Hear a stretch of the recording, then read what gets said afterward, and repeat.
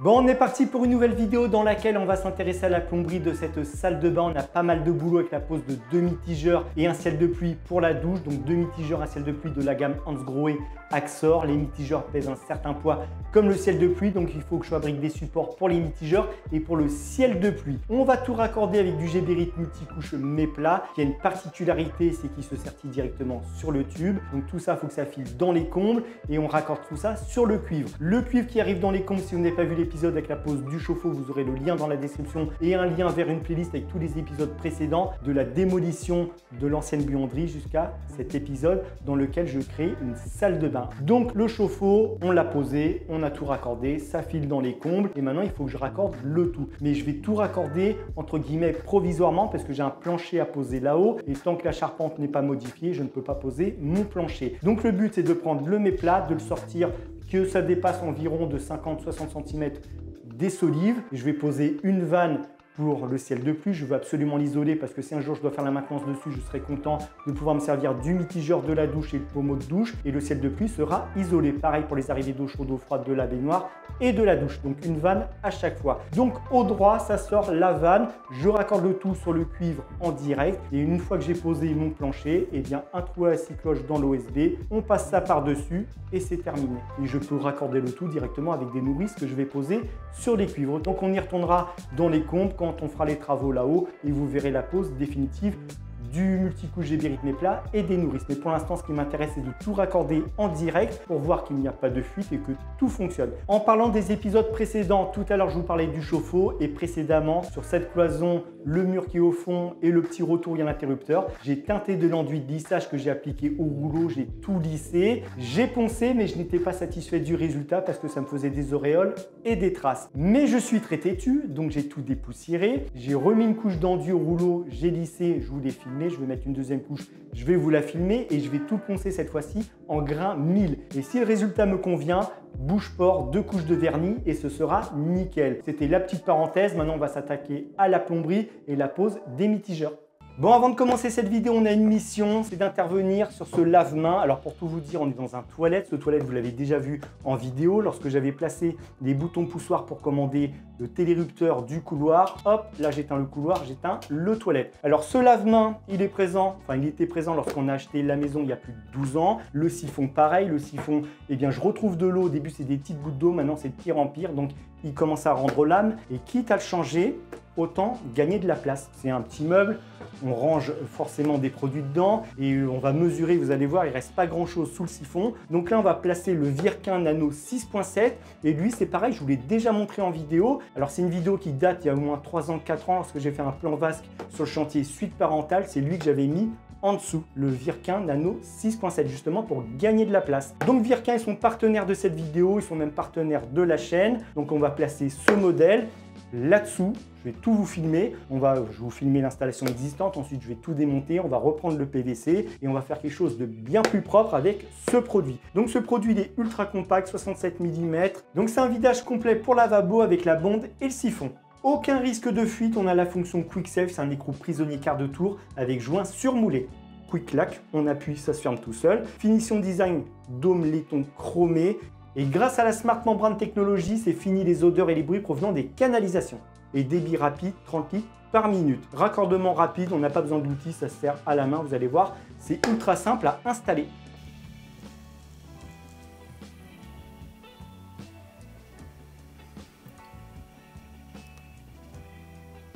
Alors sous le siphon actuel, on a environ 21 cm. Ensuite, on va placer le Virkin Nano 6.7.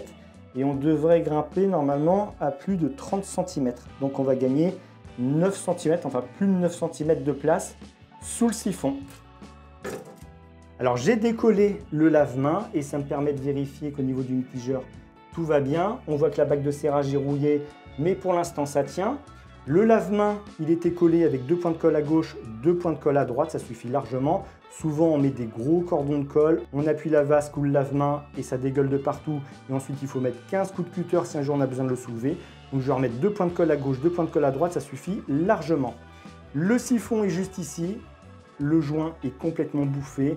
Lui, il part à la poubelle, je ne cherche même pas à comprendre. Par contre, bon, ça, c'est du plastique chromé, mais ça peut toujours dépanner. je vais le récupérer, pareil pour la finition. Et tout ce qui est vasque, évier, lave-main, pareil pour les systèmes de trop-plein, je mets tout dans un bac. Et si un jour j'ai besoin de dépanner un client dans l'urgence, on pioche dans le bac et on peut se dépanner.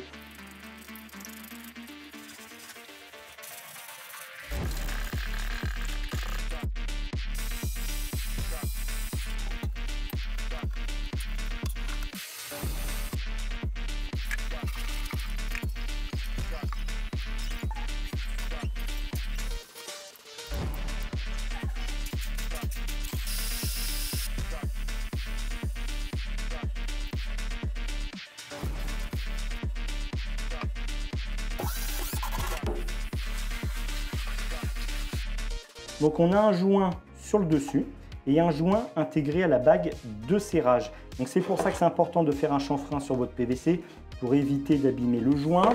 Pour déverrouiller, hop, un quart de tour, on insère le PVC et on resserre un quart de tour, c'est tout ce qu'il y a à faire. Ensuite, la partie supérieure va se visser comme ceci. Alors moi, je vais la découper à ce niveau, parce qu'en fonction de l'épaisseur de votre meuble vasque ou lave-main, il faut redécouper la partie qui se trouve juste ici. Tout est expliqué dans la notice. Et si vous avez un système de trop-plein, vous découpez la fenêtre qui se trouve ici, pareil de l'autre côté. Alors moi, j'ai pas de système de trop-plein, je n'ai pas besoin de les découper.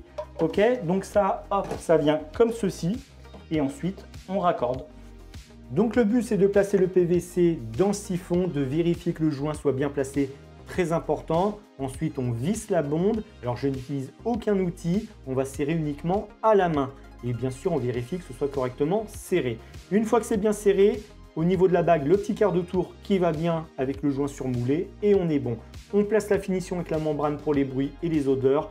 On appuie dessus, ça fait clic-clac, ça fonctionne, c'est nickel. On fait couler de l'eau et on vérifie qu'il n'y a pas de fuite. Mais comme Virquin, c'est de la qualité, il n'y a aucune fuite.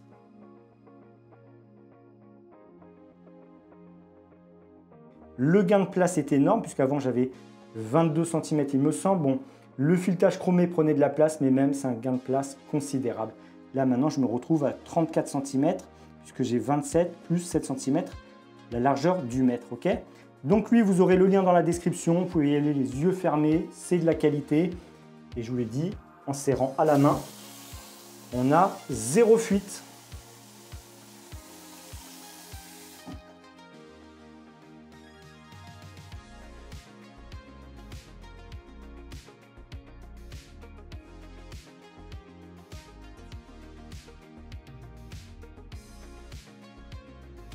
Donc Virquin Nano 6.7, le lien dans la description, vous pouvez y aller les yeux fermés. C'est pas la première fois que je vous les présente en vidéo et j'en installerai encore. On en reparlera, ok? Donc maintenant on passe à la suite de la vidéo.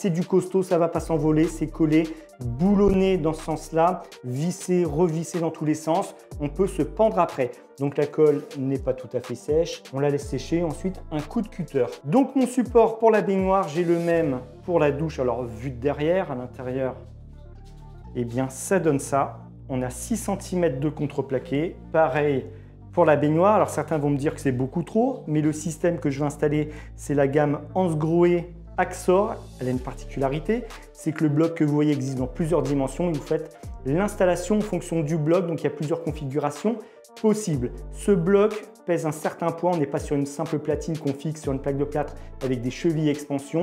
Il est assez lourd, il va être fixé uniquement sur mon support en contreplaqué. Dans la zone qu'on voit ici, on a mini-max, vient la plaque de plâtre, l'étanchéité, la faïence, le carrelage, joint tout autour, c'est tout. Il est fixé uniquement là-dessus, il ne dépend pas de la plaque de plâtre. Donc il faut faire quelque chose de costaud. C'est fait, on laisse sécher la colle. Ici, vous voyez, on a des petits trous, tige fuitée, rondelles, écrou contre écrou, bref, vous allez tout voir. Donc ce bloc, on va pouvoir l'installer pour la baignoire et la douche. Arrivée d'eau froide, arrivée d'eau chaude.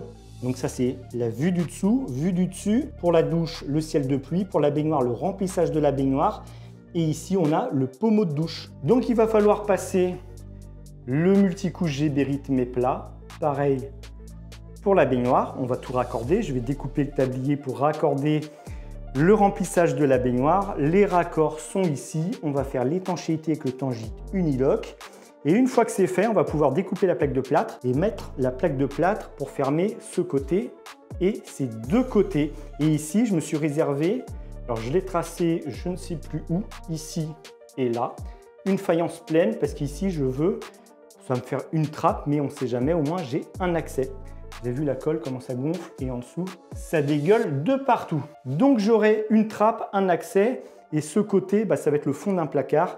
Donc, j'aurais plus qu'à retirer les meubles si un jour je dois accéder. Ok, donc on place les blocs mitigeurs et on descend les arrivées d'eau chaude, arrivées d'eau froide.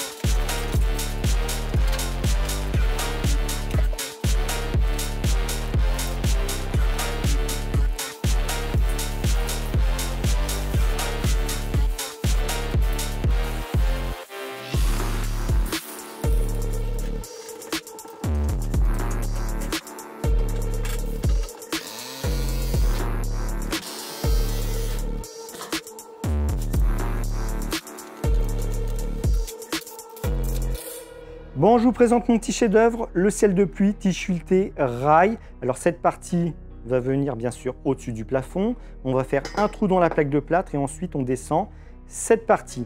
Tige fuitée, rail. Pourquoi? Parce que je vais être pris entre les solives et ça me permet de régler le niveau, la hauteur.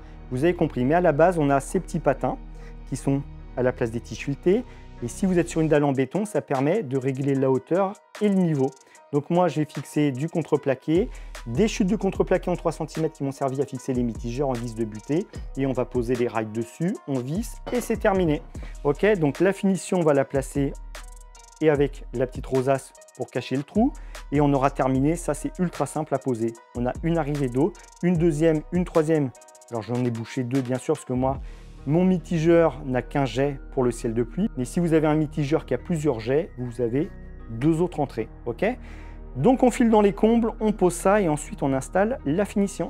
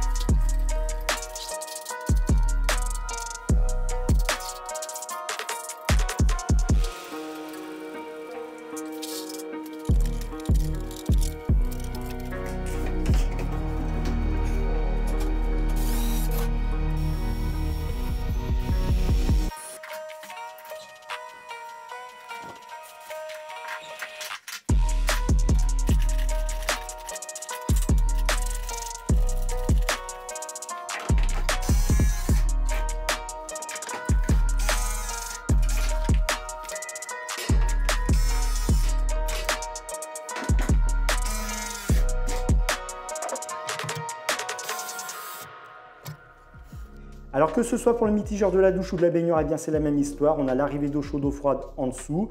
Et là, je repars pour le remplissage de la baignoire sur le dessus ou le ciel de pluie pour la douche. Donc là, je vais mettre en eau, je vais dévisser ce bouchon et ce bouchon histoire de chasser l'air. Et dès que je vois une goutte d'eau, je referme. Et au moins, ce sera sous pression et je vérifierai qu'il n'y a pas de fuite.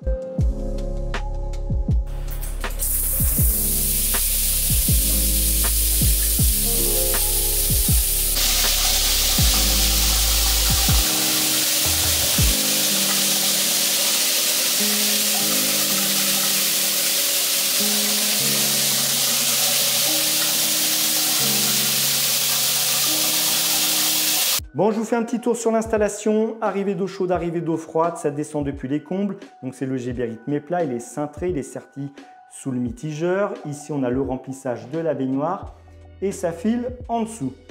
Ici, les colliers, les rails, ça descend depuis les combles, tout est fixé, c'est nickel.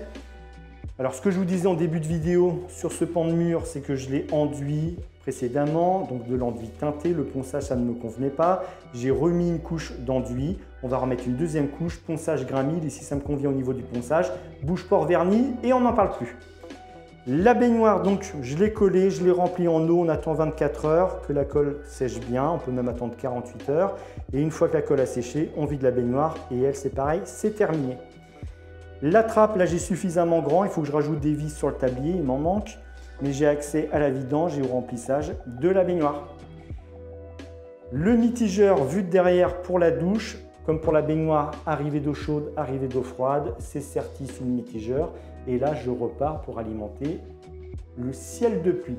Donc j'ai rajouté des colliers en vissant du contreplaqué derrière cette plaque de plâtre.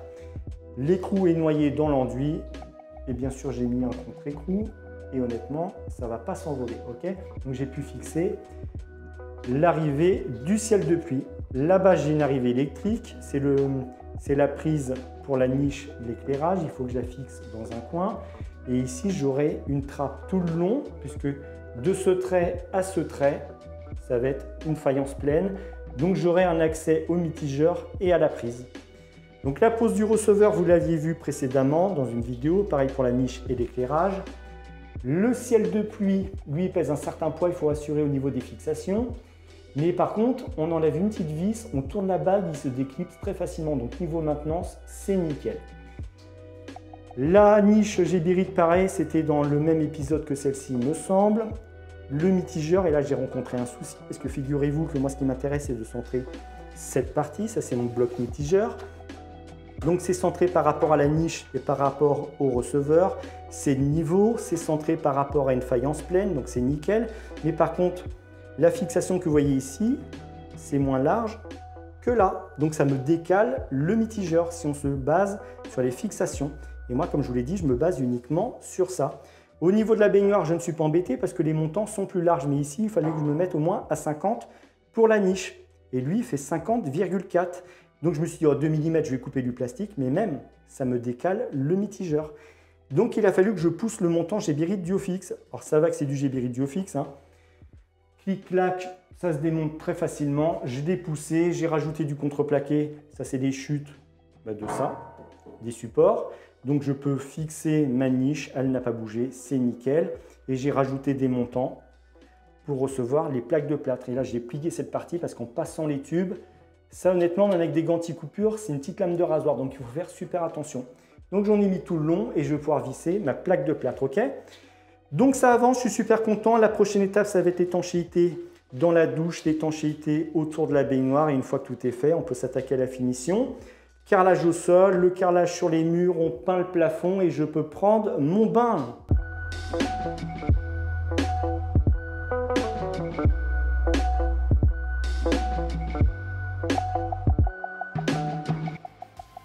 Bon, la prochaine étape, ça va être de poser les dernières plaques de plâtre de cette salle de bain. J'en ai 2 pour la douche et on va faire la trappe pour le mitigeur, au moins pour avoir un accès. Et côté baignoire, j'en ai une à poser. Et ici, on a un placard. J'ai fabriqué des caissons avec un accès pour le mitigeur. On aura les joints à faire. Il n'y en a pas beaucoup, mais il faut les faire. Mais l'étape la plus importante, ça va être l'étanchéité. C'est ce qu'on va voir dans cette vidéo. Il ne faut pas négliger cette étape. Vous pouvez faire une salle de bain de dingue. Si vous zappez l'étanchéité et que vous avez un dégât des eaux, vous allez le regretter parce qu'un seau d'étanchéité, ça ne vaut pas une fortune. Donc, on en parle dans la prochaine vidéo. En attendant, portez-vous bien, bricolez bien et à très bientôt.